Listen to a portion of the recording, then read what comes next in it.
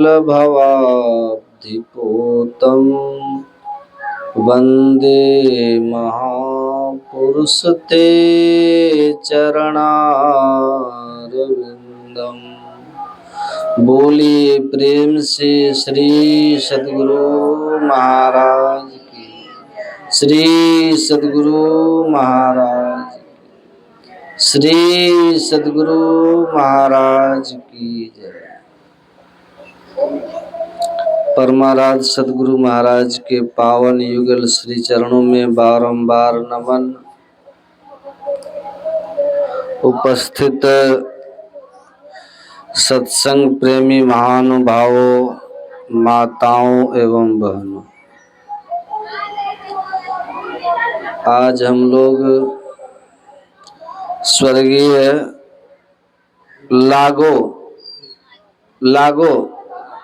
लागो प्रसाद चौरसिया जी के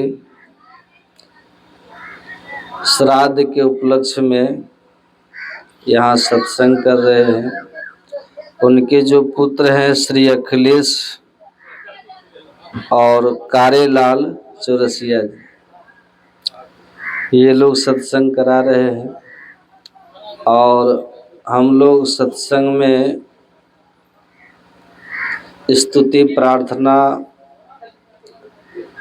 ग्रंथ का पाठ और अपने जन्म जन्मांतर के पुण्य प्रताप से सत्संग में उपस्थित हैं। यह गुरु महाराज की असीम अनुकंपा है, ईश्वर की कृपा है। और हम लोगों ने अभी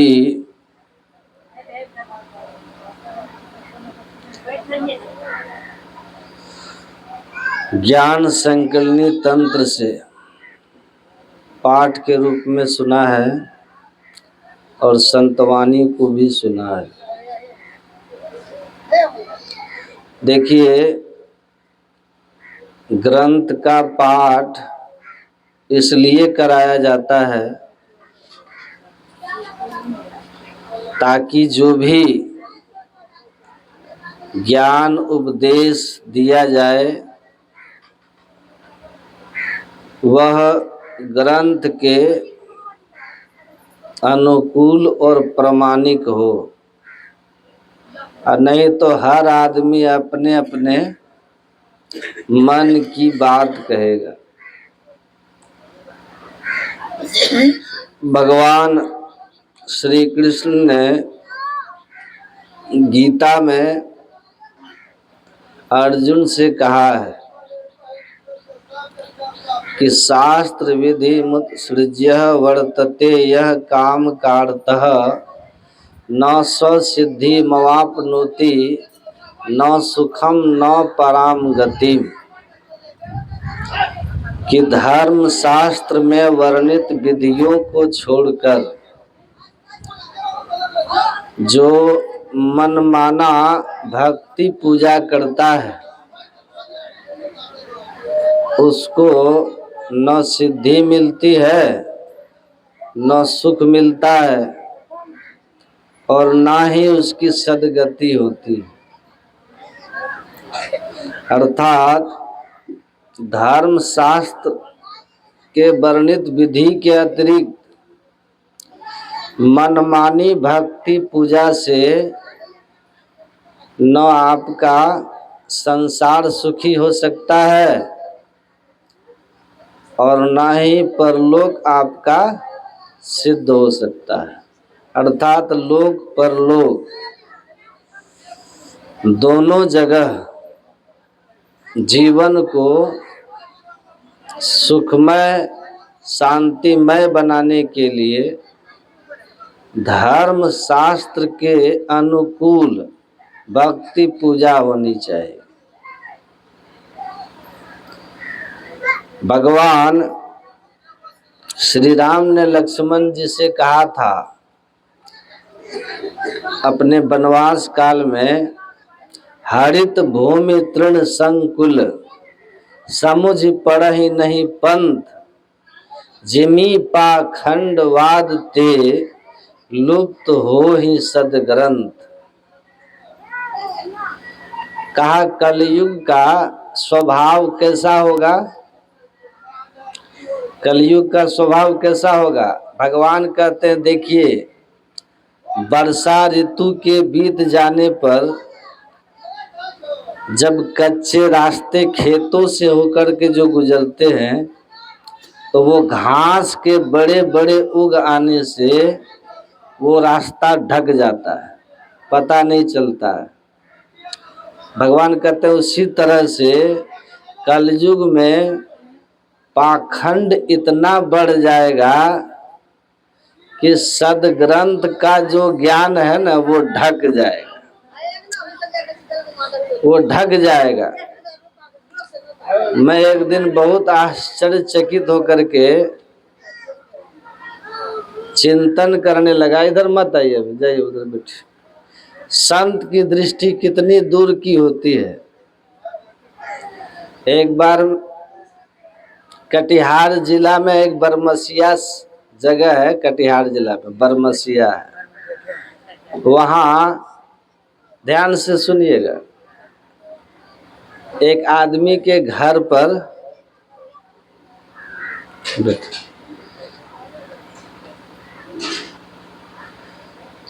एक कोई प्रवचन कर रहे थे, चोंगा से आवाज आ रहा था।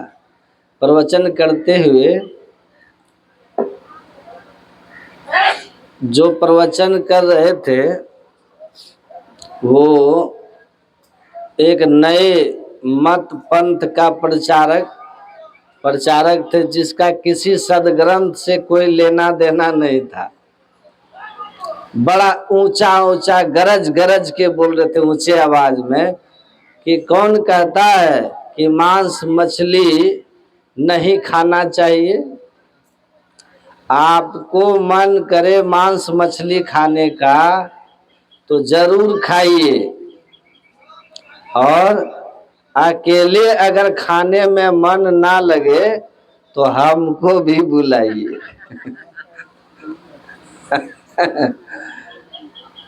देखिए कि क्या ग्रंथ है, विचार कीजिए। भगवान कितना पहले कह दिए हैं कि कलयुग में पाखंडवाद इतना बढ़ेगा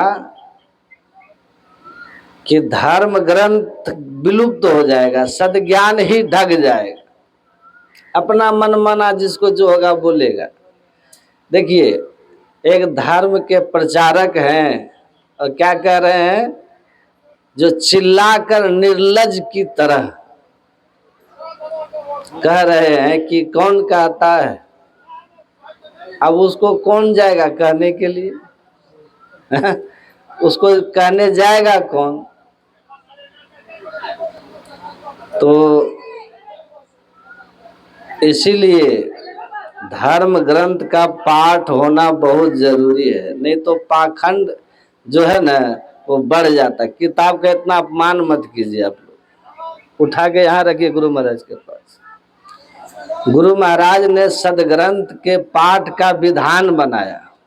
अभी जो पाठ हुआ इसलिए हुआ ताकि धर्म के ठीक ठीक स्वरूप को जान सके।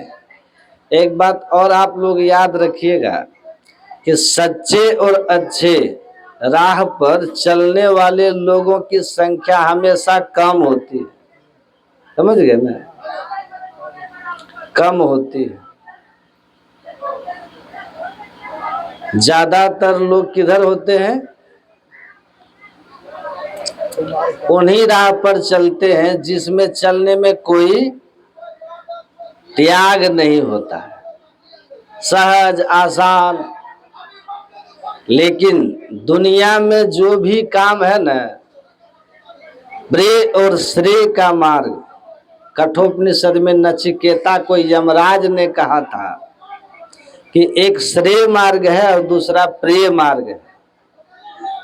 प्रेय का अर्थ होता है जिसका संबंध संसार से, जिसका संबंध शरीर इंद्रियों और मन के सुख से है, और श्रेय का अर्थ क्या होता है? जिसका संबंध आत्मा से, जीव से, जिसका संबंध परलोक से है। तो जो प्रेय का मार्ग है ना, वह मार्ग प्रारंभ में आपको बड़ा सुखद लगेगा।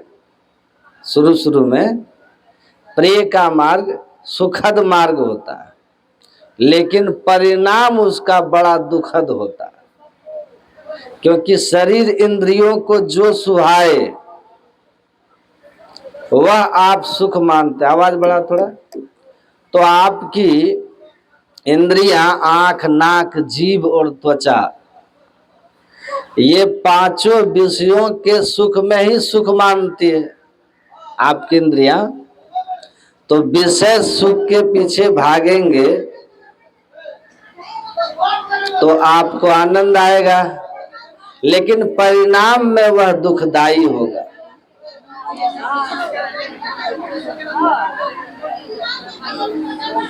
लेकिन जो श्रेय का मार्ग है, यह प्रारंभ में कठिन होता है। कठिन है। आप लोग यहाँ हटिया नहीं लगाइए, मुंह बंद करके बैठिए। सबसे पहली शर्त श्रेय मार्ग में क्या है कि आप अपनी बिगड़ी आदत को सुधारिए, अपने खान पान को सुधारिए। आदत है जीवा को, है कि नहीं? जीवा को आदत है, क्या है? अभक्ष खाने की, बक बक करने की। सत्संग हो रहा है फिर भी वहां बकर बकर चल रही, आदत हो गया है। उसको छोड़ना तो कठिन होगा। मन को तो बुरा लगेगा, जिह्वा को स्वाद नहीं मिले तो बुरा लगेगा। तो ये सब नशा है, उसको आप छोड़िए, गंदी आदत छोड़िए, पाप कर्म को छोड़िए। तो इंद्रियों को सुहाने वाली जो चीजें होती हैं उनकी आदत लगी रहती है, उनमें हमको सुख लगता है। और जब हम कहते हैं कि इनको छोड़िए, क्योंकि आगे चल करके ये आदत आपके लिए दुखदाई होंगे, तो आप तात्कालिक सुख में क्या करते हैं? श्रेय के मार्ग पर बढ़ना नहीं चाहते हैं। क्यों? ये सब त्यागना होगा ना आपको, ये सब छोड़ना होगा। तो ये कठिन तो लगेगा, कठिन तो है। आदत सुधारनी है, सदाचार के नियम में रहना है।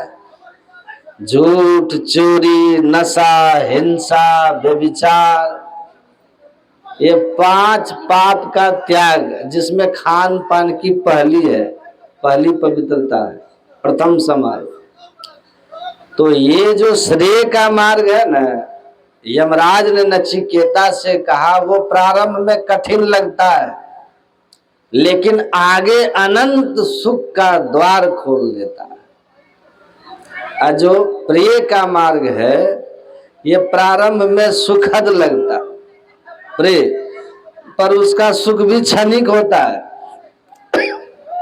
और आगे चल करके अनंत दुख और नरक का द्वार खोलता है। पर दुर्भाग्य से श्रेय मार्ग पर चलने वाले लोग बहुत कम होते हैं, थोड़े होते हैं। कितने लोग हैं? अभी देखिएगा, कहीं नाच गान हो, कहीं खाने पीने का कोई मना ही नहीं हो, तो वहां देखिए भीड़। लेकिन इन्हीं थोड़े के बल पर धरती टिकती है। धरती इन्हीं थोड़े के बल पर टिकती है। तो हम लोग धर्म शास्त्रों के नियमानुकूल अपने जीवन को बनाए, ताकि हमारा जो लोक है, संसार है, और जो परलोक है, दोनों सुखद हो। भले ही प्रारंभिक काल में वह आपको थोड़ा कष्टकारक हो, लेकिन अगर विद्यार्थी कष्ट उठा के पढ़ेगा नहीं तो कभी रिजल्ट अच्छा नहीं लाएगा, आगे भविष्य में वो अच्छा नहीं हो सकता। इसीलिए शुरू में थोड़ा कष्ट हो तो उसको सह लीजिए, है ना, और अपने आपको धर्म शास्त्रों के अनुकूल, संत ज्ञानानुकूल अपने जीवन को बनाइए। गोस्वामी तुलसीदास जी महाराज कहते हैं, जेहि मार्ग श्रुति साध लखावे, तेहि मग चलत सबे सुख पावे, पाइये सुख हरि कृपा, संसार आशा तजी रहे, सपनेहु नहीं दुख दोष दर्शन, बात कोटिक को कहे।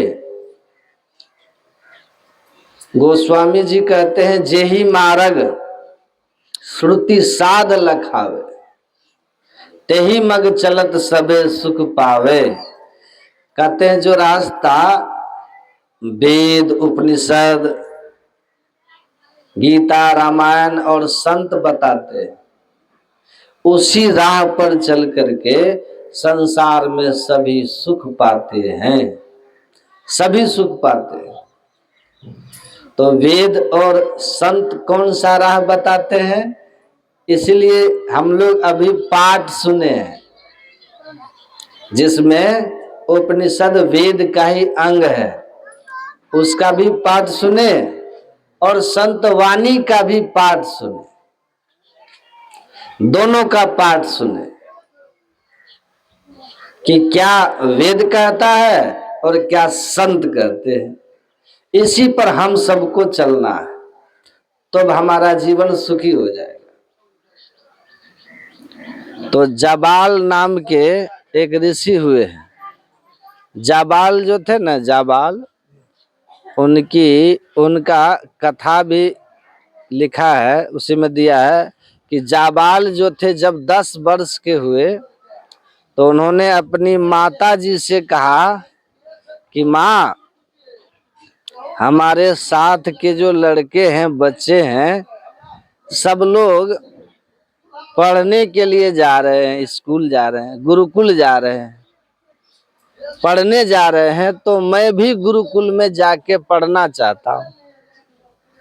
तो उनकी माँ जो थी ना, जाबाल की माँ, बोली जाओ बेटा पढ़ो। तो वो भी चला गया गुरुकुल। जाबाल जब वहां पढ़ने पहुंचा तो गौतम ऋषि का आश्रम था। गौतम ऋषि बच्चों को पढ़ा रहे थे, तो ये भी गया, जाके प्रणाम करके कहा कि गुरुदेव, मैं भी यहाँ पढ़ना चाहता हूँ, आपका शिष्य बनना चाहता हूँ। तो गौतम ऋषि कहते हैं कि पुत्र, हमारे यहाँ अध्ययन करने के लिए, शिक्षा ग्रहण करने के लिए, नामांकन के लिए आपको अपने कुल गोत्र का पता बताना होगा। ध्यान से सुनिएगा। उसके बाद उसी के अनुकूल हम आपका यज्ञोपवीत संस्कार करके शिक्षा दीक्षा देंगे। तो आप अपने कुल गोत्र का पता बताइए, गौतम ऋषि ने कहा। तो वो जो जाबाल थे, उनकी माँ का नाम था जाबाली और इनका नाम था श्वेत काम जाबाल। जाबाली के पुत्र होने के कारण लोग जाबाल जाबाल कहते थे। और जो उनकी माँ थी ना, जाबाली, वो वास्तव में एक वेश्या थी। तो पिता तो कोई था नहीं, माँ वेश्या थी, तो कुल गोत्र का पता कहाँ से चले, पिता तो है नहीं। तो अपनी माँ के पास जाबाल जब इसने कहा, जाबाल ने, जाबाली को कि ऋषि ने मुझे अपना शिष्य बनाने से पहले हमें वेदादि दीक्षा देने के पहले संस्कार करेंगे, और जिसके लिए कुल गोत्र का ज्ञान होना बहुत जरूरी है। तो कृपया आप मुझे मेरे कुल गोत्र का पता बताएं कि मैं ऋषि को क्या कहूं, गौतम ऋषि को। तो उनकी मां जाबाली ने कहा, पुत्र तुम जाकर ऋषि से कहना, गौतम ऋषि से, कि मैं जाबाली नाम, मेरी मां का नाम जाबाली है, मैं जाबाली का पुत्र श्वेतकाम जाबाल हूं, और मेरी मां एक गणिका है, जिस कारण मुझे अपने पिता का पता मालूम नहीं है। इससे अधिक मैं आपको अपने कुल गोत्र का कुछ भी नहीं बता सकता। मां ने कहा। वो श्वेतकाम जाबाल जो लड़का था वो वहां से चले गए। विद्यार्थी इसी तरह वृक्ष के नीचे आश्रम में बैठ करके सैकड़ों की संख्या में पढ़ रहे थे गुरुकुल में। ऋषि के पूछे जाने पर जाबाल ने यही उत्तर सबके बीच में दे दिया। कहा, पुत्र कुल गोत्र का पता कर आए? कहा कि गुरुदेव, मेरी मां ने कहा है कि मैं युवती जब थी तो बहुतों की परिचर्या में जाती थी, तुम किससे मेरे गर्भ में आए ये मुझे याद नहीं, मालूम नहीं। बस इतना ही जाके गौतम ऋषि से कह देना कि मैं जाबाली का पुत्र हूं, जो एक गणिका है। इससे ज्यादा मुझे अपने बारे में और कुछ ज्ञात नहीं है।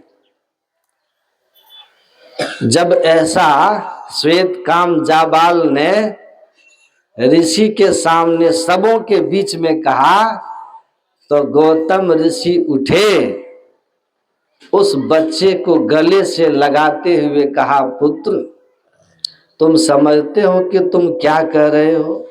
कहा कि जी मैं समझता हूं।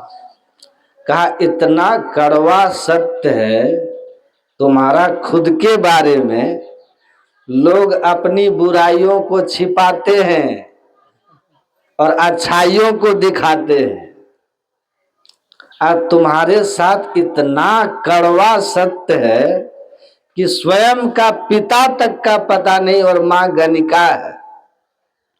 लेकिन इतने कठोर सत्य को भी तुमने सबके सामने स्वीकार कर लिया, निसंकोच।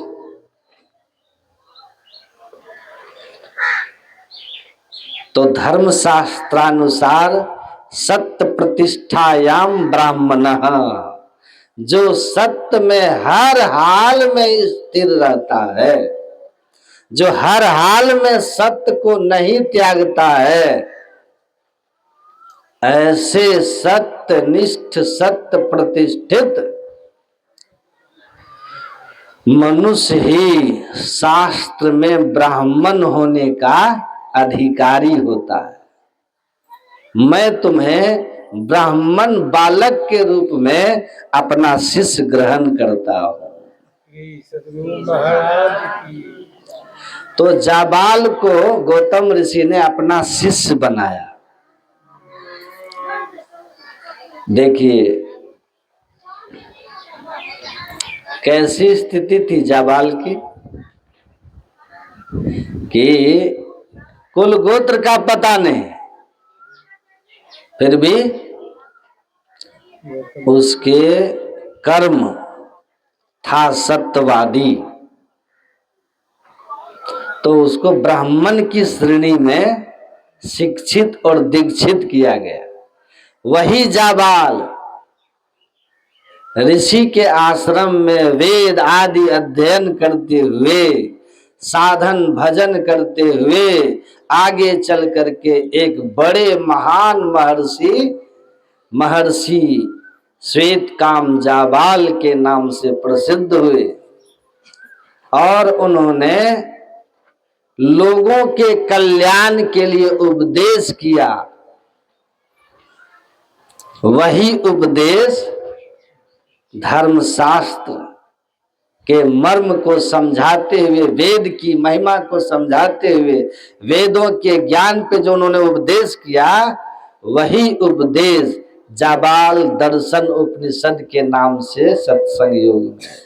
देखिए ज्ञान की कितनी महिमा है कि कहां से कहां पहुंचा दिया। तभी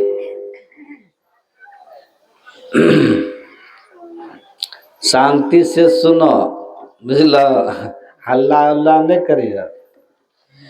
भगवान, वेद भगवान के अंदर उनका ऋचाएं आ गई। अब वो जाबाल ऋषि कहते हैं, हम सब लोगों को उपदेश करते हैं कि ज्ञान शौचम परित्यज्य बाह्यो रमते नरः स मूढ़ः कांचनं त्यक्त्वा लोष्टं गृह्णाति सुब्रत। उन्होंने कहा ज्ञान शौच से अपने को पवित्र किए बिना जो बाहर भ्रमण करते हैं, बाहर पवित्र होने के लिए, वो मूढ़ है, अज्ञानी है, अबोध है। वे मानो ऐसा कर रहे हो जैसे हाथ में सोना हो, उसको फेंक दिया और मिट्टी से मुट्ठी को भर लिया। सोना फेंका और मिट्टी पकड़ा। जो ज्ञान सोच को त्याग दिया। शौच मतलब क्या होता है? पवित्रता। पवित्रता किससे होनी चाहिए? हमारी ज्ञान से। किससे होनी चाहिए? ज्ञान से। हम अपने को पवित्र कैसे करते हैं? हम लोग कैसे करते हैं? ज्ञान से पवित्र करने के बजाय हम पावन पवित्र होने के लिए बाहरी क्रिया बहुत करते हैं। बाहरी चाहे मुक्ति करे तन क्रिया, भरम अधिक भरमाया है। बोया पेड़ बबूल सूल के आम कहाँ ते पाया है। संत चरणदास जी महाराज कहते हैं, चाहे मुक्ति है, जो दुख से छूटना चाहते हैं, सुख शांति पाना चाहते हैं, ऐसे लोग अपने तन को खूब धोते हैं। शरीर को कहां कहां जाके धोते हैं?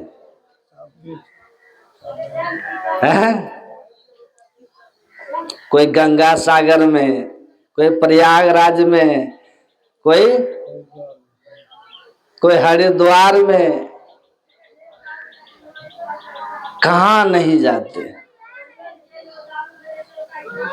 कहते इससे कुछ नहीं होगा। ये बाहर तन पावन करिए, पखारे, आप खूब तन को पावन करके धोइए शरीर को।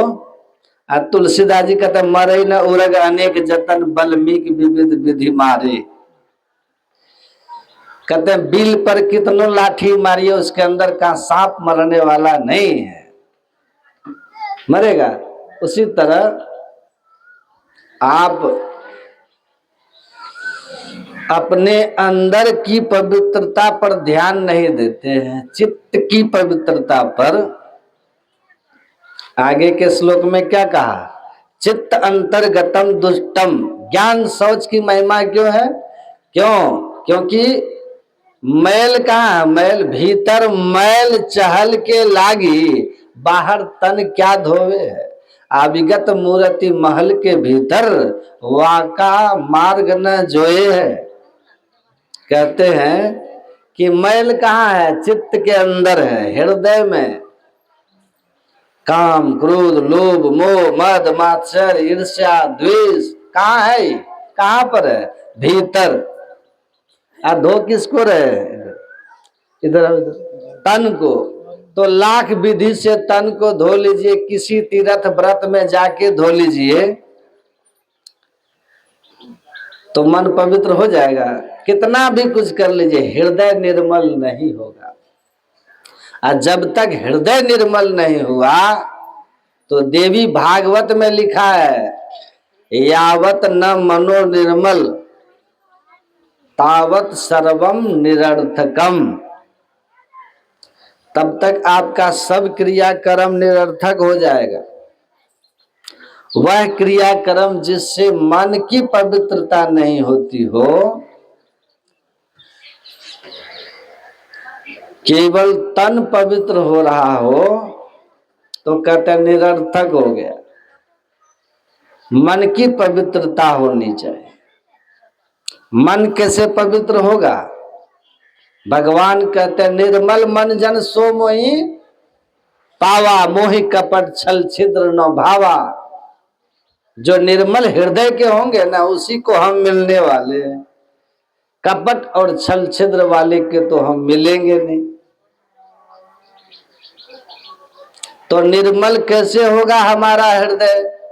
जाबाल ऋषि कहते हैं कि मदिरा का, शराब का बोतल अगर शराब से भरा हो, उसको दुनिया के सारे तीर्थों में स्नान कराइए और उसका ढक्कन जरा खोल करके देखिए, उसमें दुर्गंधी ही आएगी। का उसी तरह भीतर के मैल को तीर्थ में स्नान करने से शुद्ध नहीं होता। सत्सोपी जलेर धोतम, सैकड़ों बार तीर्थ के जल में डुबा दीजिए दारू को, उस बोतल को जिसका ढक्कन बंद है और भीतर शराब है, तो वह शराब की दुर्गंधी नहीं जाएगी बोतल से। वैसे ही विकार नहीं मरते हैं तीर्थ आदि के स्नान करने से। विकार को धोने के लिए ज्ञान शौच, तीर्थ संत समाज आत्मा गंग है, तट है शील स्नेह और दया तरंग है, निर्मल नीर गंभीर ज्ञान धारा बहे। अरे हार पलटू गुरु दरिया में नहाए तो दुर्मति ना रहे। गुरु के दरिया में नहाइएगा तो दुर्मति दूर हो जाएगी। क्योंकि गुरु जो होते हैं वो कैसे होते हैं? गुरु के दरिया में जो जल बहता है वो ज्ञान की धारा, निर्मल नीर गंभीर ज्ञान धारा बहे। शास्त्रों के गुण गंभीर ज्ञान की पवित्र धारा यहाँ बहती है, जिस धारा में आप बैठ करके एकाग्र चित्त होकर के आप सुनेंगे तो आपका चित्त का मैल ही नहीं धुलेगा। मैल तो धुलेगा ही धुलेगा, इसके साथ साथ लहहि चार फल अछत तनु साधु समाज प्रयाग। अर्थ धर्म काम और सारे दुख से छूट करके मुक्ति की प्राप्ति भी हो जाएगी। इसीलिए भरा सत्संग का दरिया, नहा लो जिसका दिल चाहे, जिगर से दाग पातक का छुड़ा लो जिसका दिल चाहे। भरा सत्संग का दरिया, नहा लो जिसका दिल चाहे। तो ये श्रेष्ठ यज्ञ के रूप में भगवान ने इस यज्ञ को बताया, ज्ञान यज्ञ। ज्ञान यज्ञ सर्वश्रेष्ठ यज्ञ है, क्योंकि इस यज्ञ से हमारे कलुषित कर्म का नाश हो जाता है, हमारी बुद्धि में सुधार होता है, हमारे मन की मलिनता का अंत होता है, हमारे विचार हमारे कर्म सब दिव्य दिव्य होते हैं। सर्वा कर्मा खिले पार्थे ज्ञानी परिसमाप्त। हमारे कर्म के बंधन टूटते हैं। इसीलिए भगवान कहते हैं सत्संग से बढ़कर के दुनिया में कोई यज्ञ नहीं, जो हमारे तन मन दोनों को पावन कर दे।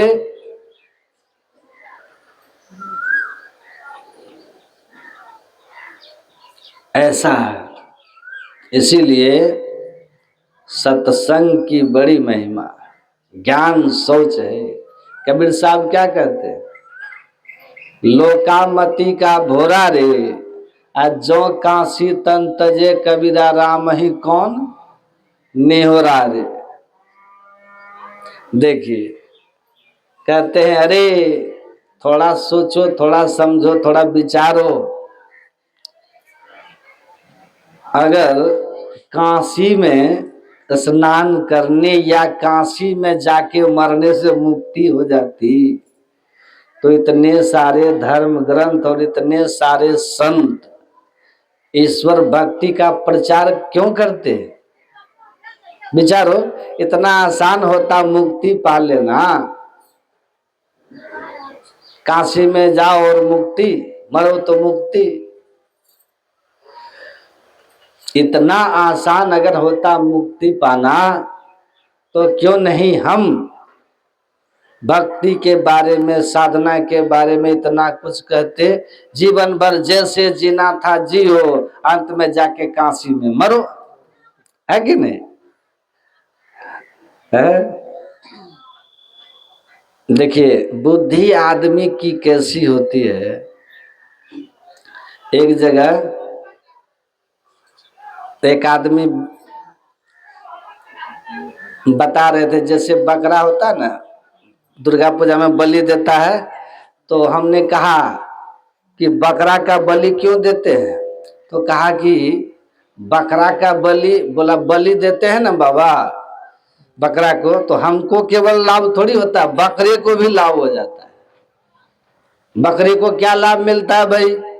तो बोला कि अरे भगवान के नाम पर, देवी के नाम पर बकरी को बलि दे देते हैं ना, तो बकरा को भी स्वर्ग हो जाता है। तो हम हंसने लगे। हम हंसे, हंसी में तो व्यंग की हंसी पहचान में तो आ ही जाती है। तो कहता आप इस तरह क्यों हंस रहे हैं बाबा?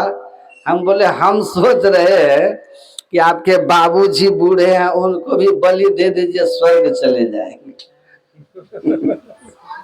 वो स्वर्ग चले जाएंगे, दे ही न दीजिए बलि, क्योंकि स्वर्ग तो जा ही नहीं सकते। आप भी जानते हैं कि आपके बाबूजी का पूरा जवानी पाप में ही बीता है।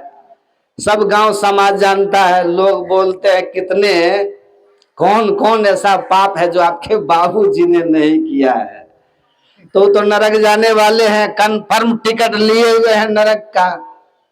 तो आप अपने बाबूजी का बलि दे दीजिए, वो सीधा स्वर्ग निकल लेंगे। अगर आप भला चाहते हैं अपने पिता का, तो इससे उत्तम और क्या होगा? दे दीजिए बलि अपने बाप का। हम बोले आपको एक और अति विश्वास है कि आपके बाबूजी स्वर्ग जाने वाले हैं? बताइए, आप हृदय पे हाथ रख के बोलिए तो। तब चुप हो गया। हम बोले बलि दे दीजिए ना, स्वर्ग कंफर्म हो जाएगा। तो खुद के बारे में जब आए तो चुप हो जाते हैं लोग, है ना। तो मैं बोला देखिए, दुकान आप लोगों की ऐसे ही चलती है, समझे ना। क्योंकि ये सवाल तो किसी ने कहा नहीं, आपको पूछा नहीं आपसे। तो विवेक भगवान दिए है ना, धर्म शास्त्र के अनुकूल होना चाहिए हमारी भक्ति पूजा। किसी जीव की हत्या करके हमारा अगर भला होता हो तो इससे बढ़ करके और दुर्बुद्धि क्या हो सकती है? किसी की हत्या करके हमारा भला हो जाए, ये दुर्बुद्धि नहीं है? इससे बड़ी दुर्बुद्धि और कुछ नहीं होगी। धर्म शास्त्रों के मर्म को ठीक ठीक नहीं जानते हैं लोग, और इसीलिए अनेक तरह से परंपराएं। अब कई लोग कहते हैं परंपरा से आ रहा है बाबा, तो भाई परंपरा तो इस देश में और भी थी, अच्छी परंपराओं का अनुसरण करना चाहिए। प्रातः काल उठ के रघुनाथा, मात पिता गुरु ना वही माथा, ये भी तो परंपरा है। भगवान राम उठते थे और जग करके पहले माता पिता और गुरुजनों को प्रणाम करते थे। ये परंपरा, इस परंपरा का अनुसरण करिए, सब कोई करें इसको, इस परंपरा का अनुसरण करें। प्रातः काल उठ के रघुनाथा, माता पिता गुरु ना वही माथा, कि श्रेष्ठ जनों का पैर छुइए, उनको प्रणाम कीजिए, उनको नमन कीजिए। ये परंपरा है, इसको निभाइए। तो इसका हम स्वागत करते हैं, इस परंपरा का। ऐसी परंपरा होनी चाहिए। ये नहीं करेंगे लोग, लेकिन जो परंपरा के नाम पर अंधविश्वास है उसको करेंगे। मैंने कहा एक बात बताओ, इस देश में बाल विवाह की प्रथा थी ना पहले, इसमें सबसे एक बुरी प्रथा थी इस देश में, हिंदू समाज में, जिसको सती प्रथा कहते थे। पति मर गया, पत्नी को जिंदा आग में जला दिया जाता था, पति के साथ में। हम बोले ये कैसी प्रथा थी बताइए? साक्षात अमानवीय प्रथा, राक्षसी प्रथा थी, ठीक है नहीं? ऐसी अमानवीय प्रथा भी कभी थी। और जब इस प्रथा के विरोध में राजा राम मोहन राय ने आंदोलन छेड़ा और एक कानून बनवाया कि सती प्रथा जो है निषेध हो गया, तो समाज का एक तबका जो पाखंड को बढ़ा करके अपना रोजगार चलाता रहा, उस तबके ने राजा राम मोहन राय को कहा कि ये धर्म विरोधी आदमी है। लेकिन आज कोई भी शिक्षित आदमी जो एकदम अंधा होगा, कट्टर अंधा होगा ना, वही कहेगा कि वो प्रथा अच्छी थी। कोई कहेगा कि जिंदा जला दो, पति मर गया तो पत्नी को, कैसी अमानवीय प्रथा थी, सोचिए। ये कुकृत प्रथा थी। लेकिन उस समय इसको भी पक्ष में लोग थे, और इसका विरोध करने वाला, इसमें सुधार लाने वाले के लिए लोग धर्म विरोधी कह करके उसकी जान मारने के लिए उतारू थे। सोचिए। तो जो ज्ञानी जन होते हैं ना, उनको पता होता है कि परंपरा के नाम पर आप क्या कर रहे हैं। वो कहते थे ये परंपरा कहां से? भाई दशरथ जी मरे तो कहां कौशल्या को जलाया गया, कहां कैकेयी को जलाया गया, जलाया कहां सुमित्रा को जला दिया गया? अरे भगवान राम के ही, जो हमारे परंपरा के सबसे पुरुषोत्तम मर्यादा धर्म हेतु अवतरो गोसाई, धर्म की स्थापना के लिए जिस राम का अवतार हुआ, उसी राम के काल में ही उनके पिता की मृत्यु पर कहां उनकी माताओं को किसी को सती कर दिया गया? अगर ये प्रथा और परंपरा धर्म अनुकूल होती तो राम के राज्य में क्या धर्म का पालन नहीं हुआ होता? तो राजा राम मोहन राय ने इस बात को उठाया और तब पूर्ण ढंग प्रमाण के साथ कहा कि देखो धर्मशास्त्र में है कि नहीं है, पढ़ो। तब कालांतर में जाकर के भले दोष दुर्गुण आया हो,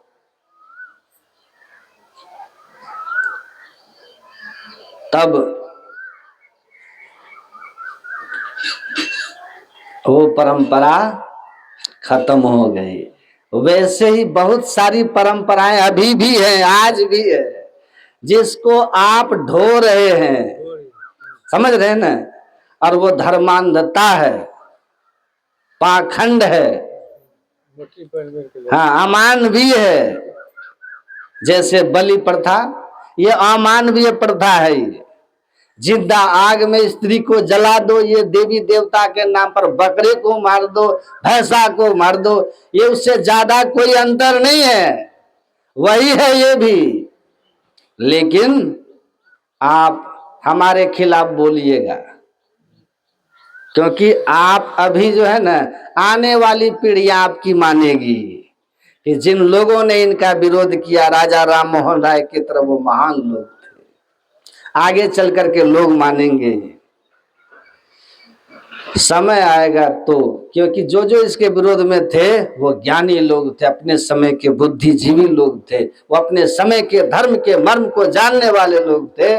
उन कुतर्कों के खिलाफ खड़े थे जो ऐसा कह रहे थे कि बलि दे देने वाला स्वर्ग चला जाता है पशु, स्वर्ग जाता है पशु। उनसे पूछिए कि देखे हो स्वर्ग, स्वर्ग को देखे हो, पूछिए उनसे। तो ऐसे ही चीजें हुई। कहते हैं ये ज्ञान जो है ना कहीं दुनिया में आपको नहीं होगा। ये बुरी आदतें, धर्म के परंपरा के नाम पर ये पाप कर्म, ये सब आपका नहीं छूटेगा बिना संतों के ज्ञान को सुने, धर्म ग्रंथों को पढ़े कि कैसे परंपराओं का उत्पत्ति हुआ। आप पढ़िए ना, महाभारत में पढ़िए।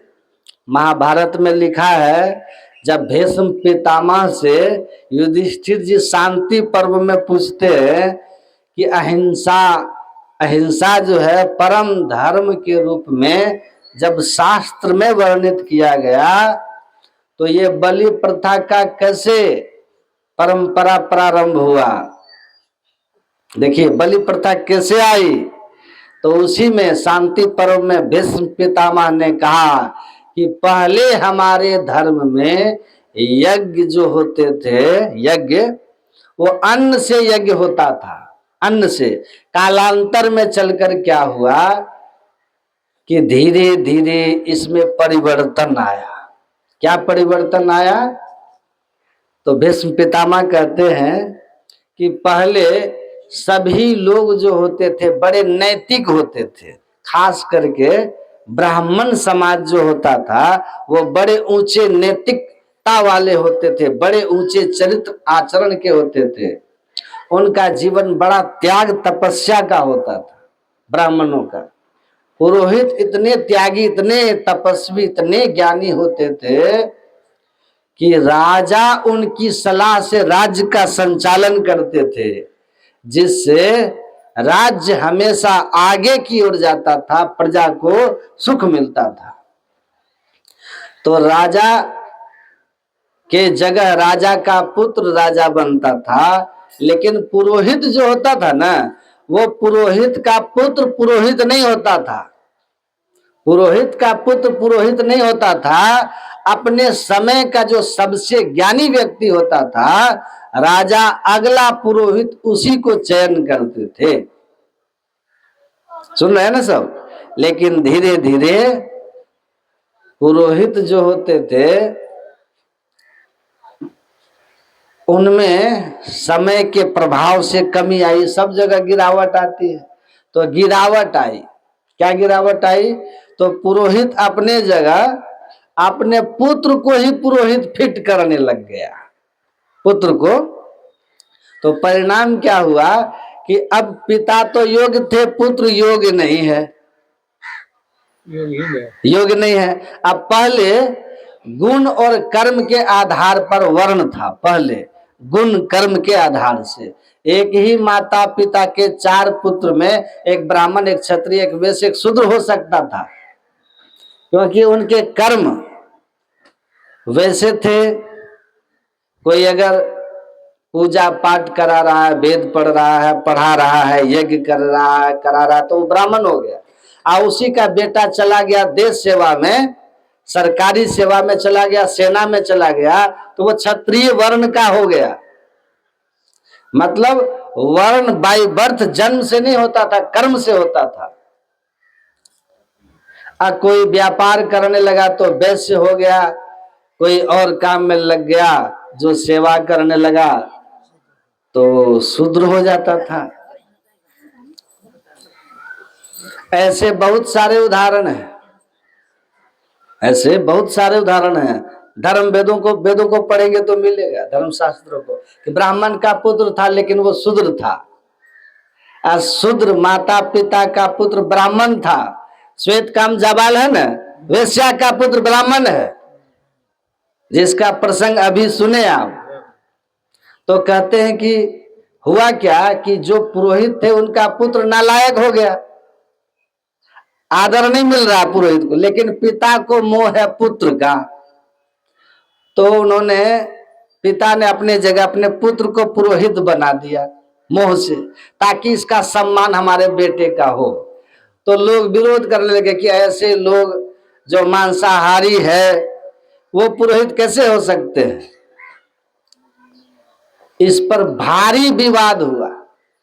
तो वेद में अज बलि का वर्णन आता है, वेद में अज बलि। तो अज का अर्थ अजन्मा होता है, बकरा होता है और अनाज भी होता है, तीनों होता है, ध्यान से समझिए। तो विवाद हुआ। एक उन वो पुरोहित जो सात्विक पुरोहित थे, ब्राह्मण, एक वे जो राक्षसी प्रवृत्ति के थे, रावण वाली प्रवृत्ति के थे, अब वशिष्ठ की प्रवृत्ति के थे। अब दोनों में विवाद हुआ। तो विवाद हुआ तो उन लोगों ने कहा कि अज का अर्थ बकरा होता है, जो रावण वाली प्रवृत्ति के थे। अब वशिष्ठ के प्रवृत्ति वाले जो सात्विक भाव के थे, उन्होंने कहा अज का अर्थ होगा अनाज, अनाज कि अनाज से ही हमारे यहाँ यज्ञ होते आया है। इसीलिए आज का अर्थ यहाँ अनाज है, बलि का अर्थ होता है हिस्सा। पहले खेती करते थे लोग, अन्न उपजाते थे, तो अन्न उपजाने में पशु कीड़े फतिंगे मरते हैं ना, जिससे थोड़ा पाप होता है। उस पाप के प्रायश्चित के लिए कहा है कि अपने अन्न का एक हिस्सा सत्कर्म में खर्च कर दीजिए, यज्ञ में खर्च कर दीजिए, तो उसका प्रायश्चित हो जाएगा। इस तरह से यह बलि प्रथा का कुपरंपरा प्रारंभ हुआ। वास्तविकता यही है। उन्होंने कहा नहीं, तो वेदों में लिखा है देवोपहार व्याजेन यज्ञ व्याजेन वाथवा गणन्ति जंतु गद गणनान गौरांत यात दुर्गतिम। देवी के नाम पर या यज्ञ के नाम पर जो पशुओं की बलि देते हैं, घोराते जाती दुर्गति, वो घोर दुर्गति में जाते हैं। अंधम तमसी मज्जाम पशु जाम है। हिंसा नाम अवेदो न भविष्य न भूतो न भविष्यति। वो कहते हैं कि घोर से घोर अंधकार में प्रवेश करेगा वो मनुष्य जो हिंसा के पक्ष में खड़ा रहता है। बोलिए श्री। वेद को इस तरह के हिंसा मान्य नहीं है। वार्य हिंसा और अनिवार्य हिंसा का वेद में साफ साफ वर्णन किया है। देश की रक्षा करने के लिए कृषि कार्य, भोजन बनाना, घर में किसी अपराधी का प्रवेश कर जाना, डाकू लुटेरा का प्रवेश कर जाना, किसी माँ बहन के इज्जत पर हाथ डालने वाला, ऐसे लोगों को मार देने का, मारने को हिंसा नहीं, इसको दंड कहा गया। दंड का विधान है, लेकिन हिंसा का विधान नहीं है। हिंसा का अर्थ होता है आप अपने निज स्वार्थ के लिए, स्वाद के लिए, अपने व्यक्तिगत लाभ के लिए किसी को मार देते हैं, ये हिंसा है। तो हिंसा हो जाती है। हिंसा पाप है, हिंसा पाप है। मैं आप लोग को बता रहा हूं।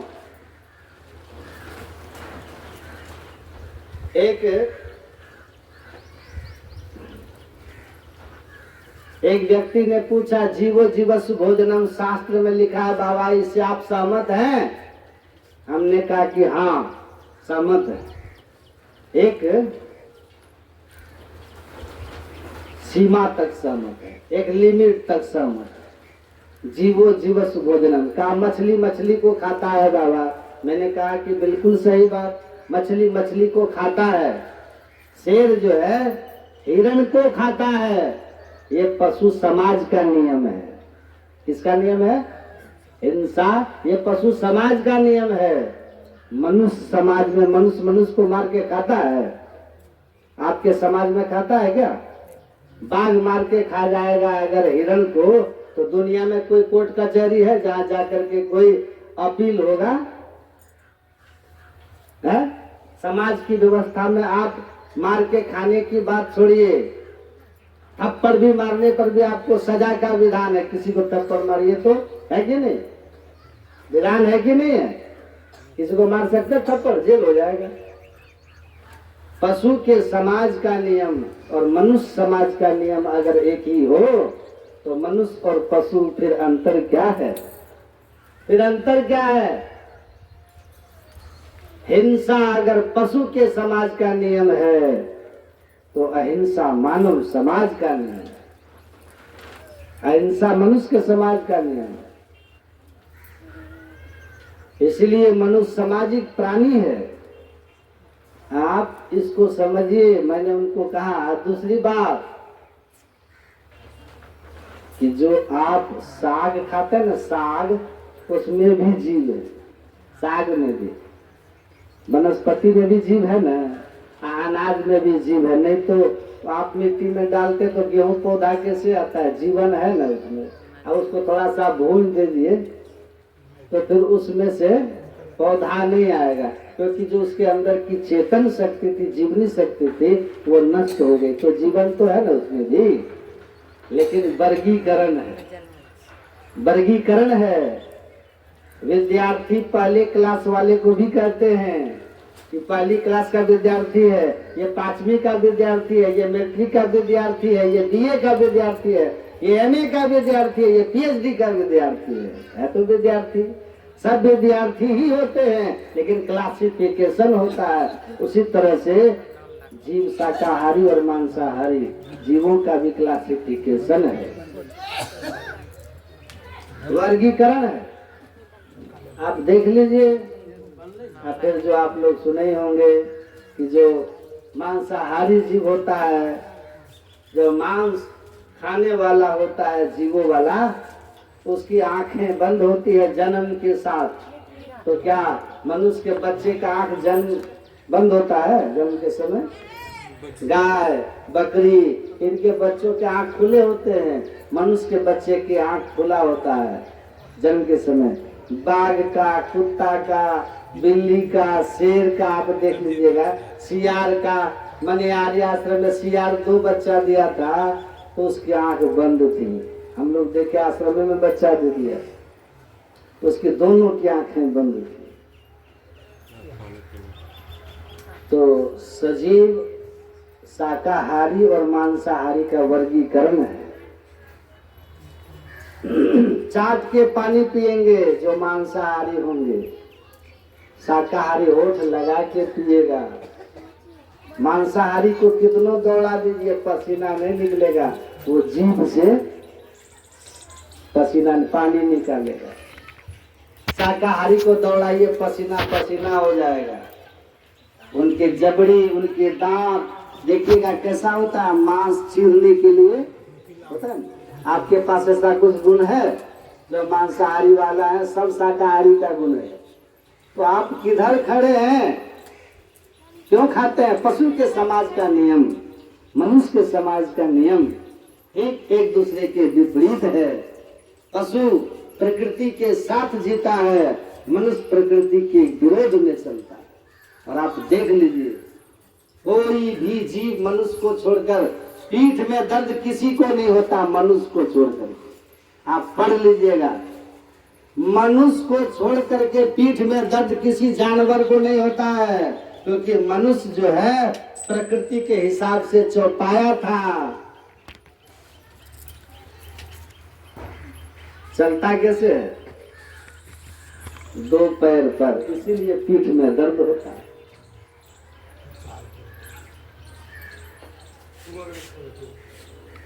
घर बंगला भगवान बना के दिए है किसी को? प्रकृति दी है किसी को? कहीं मिट्टी, छड़, गीट, बालू आपने बनाया है। प्रकृति से मसाला लेके अपने सुविधा के लिए बनाया। मनुष्य को परमात्मा ने विवेक दिया और विवेक दे करके धर्म ग्रंथ के अनुसार वेद दिया, ज्ञान दिया और कहा कि इसके अनुसार जीवन जीना तुम लोग, इसके अनुसार जीना तुम। अपने ही भी सुखी रहना और सबको सुखी रखने का प्रयत्न करना। हमें तो यही ज्ञान दिया गया है कि आत्मानं मोक्षार्थम जगत हिताय च।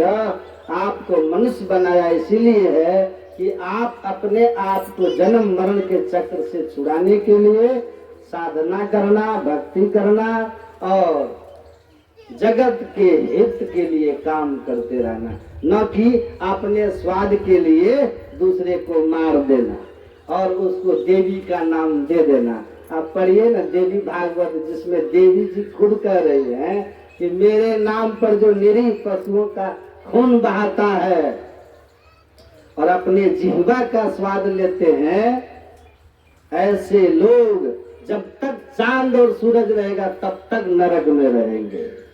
देवी भागवत में लिखा है, पढ़ लीजिए,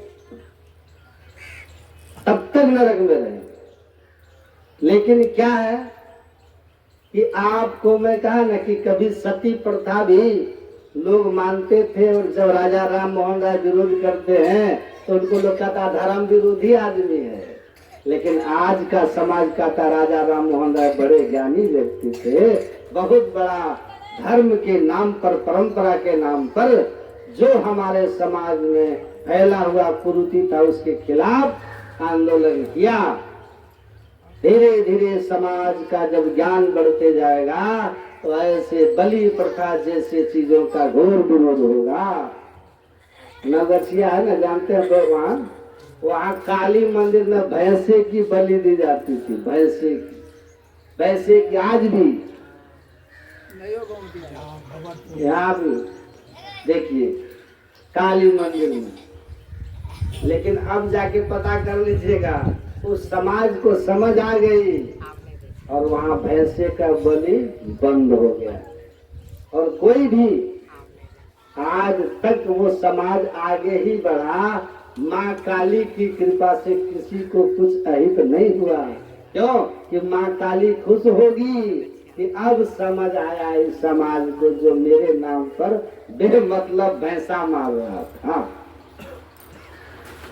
बंद हो गया। कोई फर्क नहीं पड़ता किसी को, सब खुशी है। तो समझ आती है। और अब जाके कभी मिलिएगा वहाँ के लोगों से तो वो खुद हंसते हैं अपने, दो हम लोगों का मत ही खराब हो गया था बाबा, खानदानी चलते आ रहा था कब से, तो कोई बोलता था तो बहुत बुरा लगता था। लेकिन धीरे धीरे कुछ नौजवान जो अंदर से आए नए सोच वाले, उन्होंने कहा ये सब चीज नहीं होना चाहिए। सत्संग का प्रभाव वहाँ पड़ा, समझ बढ़ी, लोगों में सुधार हुआ और समाज ने स्वयं इसको त्याग दिया। और आज वही समाज अपने पे हंसता है कि हम क्या कर रहे थे। असली धर्म तो ये है कि आप जीव मात्र पर दया कीजिए, अकारण किसी का बद मत कीजिए। अगर इतने ही स्वर्ग भेजने का शौक है तो आप खुद का गर्दन चढ़ा करके स्वर्ग चले जाएंगे। हैं? जीवन भर खुद पाप करेंगे लेकिन अपने को बलि नहीं दे सकते आप, क्योंकि आपको भी पता है कि जो आप कर रहे हैं वो सच नहीं है। वो आप धर्म की आड़ में अपने अधर्म को छिपा रहे हैं, इसलिए स्वर्ग भेज रहे हैं बकरे को। तो जब तक आप सत्संग बैठ करके ज्ञान से अपने मन को पावन पवित्र और बुद्धि को विवेकवती नहीं बनाइएगा, तब तक आप स्मरण रखिएगा, जमाल ऋषि कह रहे हैं कि आप पाप कर्म से मुक्त नहीं होइएगा। ज्ञान ही है जो हमारे अंदर के दोष दुर्गुण से हमको छुड़ाएगा। इसीलिए कहते हैं कि ज्ञान सोच से पवित्र करो, लोकामति का घोरा रे, जो काशी तन तजे कबीरा राम ही कौन निहोरा रे। आप में से किसी को कहा जाए कि काशी चले जाइए, खूब जो करना है कीजिए, काशी में मरिएगा मुक्ति हो जाएगा। कबीर साहब ने क्या कहा? सारी जिंदगी कबीर साहब काशी में रहे, जिस काशी में लोग कहते हैं कि मरोगे तो मुक्ति होगी, मगर मरोगे तो गधा बनोगे। जीवन भर काशी में कबीर साहब रह करके अंतिम समय में जाकर के मगहर में शरीर छोड़े। और लोगों को कहा राम भगति में जाको हित चित ताको अचरज कहा। राम की भक्ति में जो लगा हुआ है उसको इस बात में भ्रम में नहीं पड़ना चाहिए कि काशी में तन तजेंगे तो मुक्ति हो जाएगी। सुंदरदास जी क्या कहते हैं? बाबे दे छुट्टी जाओ काशी माही गंगा तट, बाबे दे छुट्टी जाओ क्षेत्र मगहर में, भावे दे छुट्टी जाओ विप्र के सदन मध्य, भावे दे छुट्टी जाओ स्वपच के घर में। चाहे ब्राह्मण के घर में छूटे, चाहे डोम के घर में छूटे, चाहे काशी में छूटे, चाहे मगर में छूटे, भावे दे छुट्टी देश आर्य अनार्य में, भावे दे छुट्टी जाओ वन में नगर में। सुंदर ज्ञानी के कछु संशय रहत नहीं, स्वर्ग नरक सब भागी गयो भर में। यहाँ मरेंगे स्वर्ग, वहां मरेंगे नरक, कहते कोई भ्रम में नहीं ज्ञानी को होता। संत ज्ञानी को कोई भ्रम नहीं है, ये सारा भ्रम अज्ञानियों को होता है। अज्ञान कब होगा आपको? ऐसी गुरुदेव करी कृपा मेरे मोह का बंधन तोड़ दिया। संत सदगुरु मिलते हैं तो कहते अरे कहाँ भाग रहे हो? तो जावत है मथुरा नगरी, कोई जाए बनारस। आज करे जब व्यापक तत्व पहचान लिया तब भ्रम का भंडा फोड़ दिया। ऐसी गुरुदेव करी कृपा मेरी मोह का बंधन तोड़ दिया।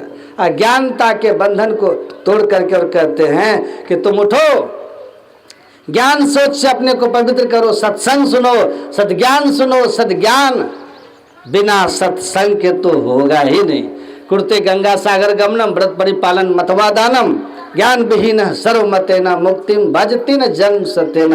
जगत गुरु शंकराचार्य जी महाराज कहते हैं गंगा सागर जाइए, यह व्रत परिपालन कुछ भी करिए, जब तक सत्संग सुन करके सद्ज्ञान आपको नहीं उपजेगा तब तक मुक्ति के मार्ग को न आप जान सकते न मुक्ति आपको हो सकती है। कुछ भी कर लीजिए। इसलिए मोक्ष का द्वार, मुक्ति का द्वार, शांति सुख का द्वार, जीवन में कल्याण का पथ का प्रशस्त हो जाना बिना संत के शरण में जाके नहीं हो सकता। तभी दादू दयाल जी कहते हैं राम विमल रस मेली के साधु आयो शब्द सुनाए, मानो कर दीपक दिया संशय भ्रम सब जाए। दादू दयाल जी कहते हैं कि संत आए, राम विमल रस मेली के, परमात्मा की भक्ति का रस मिला करके हमारे हाथ में मानो दीपक थमा दिया, जिससे हमारे अंदर के सारे संशय चले गए, सारी अज्ञानता धुल गई।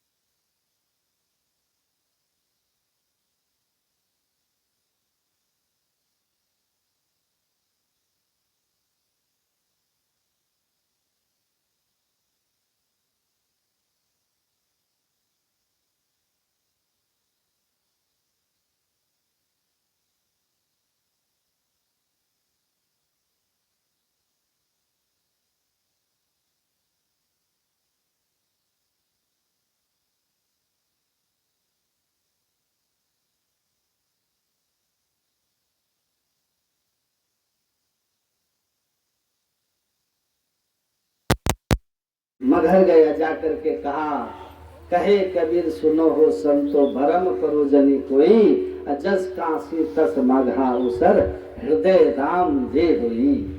हृदय में राम को बसा लीजिए, कहीं शरीर छूटेगा गति श्रेष्ठ होगी। हृदय में संसार बसाए हुए हो, विकार बसाए हुए हो, कहीं भी मरोगे सदगति नहीं हो सकेगी, क्योंकि शरीर तो यही रह जाएगा। जो जाएगा उसमें राम है कि काम है? वो तय होगा। इसीलिए संत महात्मा आकर के कहते हैं कि भाई सुनो सुनो, परम तत्व परमात्मा की भक्ति ही मुक्ति का और सुख का एकमात्र साधन है। वह भक्ति और वह मुक्ति का मार्ग क्या है, वो धर्म ग्रंथों में वर्णित है। वो कहीं बाहर का नहीं है, बाहर कहीं भी नहीं है। तीर्थे दाने जपे यज्ञ कहा ना, काफते पाषाण के सदा, वो हम कह रहे कि वेद भगवान कह रहे। शिवम पश्यति मूढ़ात्मा शिवे देहे प्रतिष्ठिते। बाहर कहीं भी भगवान और नहीं मिलने वाले हैं, तो आपको अपने अंदर में ही मिलेंगे। इसलिए गुरु महाराज भी कहते हैं, अद्भुत अंतर की डगरिया जा पर चलकर प्रभु मिलते। दाता सतगुरु धन्य धन्य जो राह लखा देते।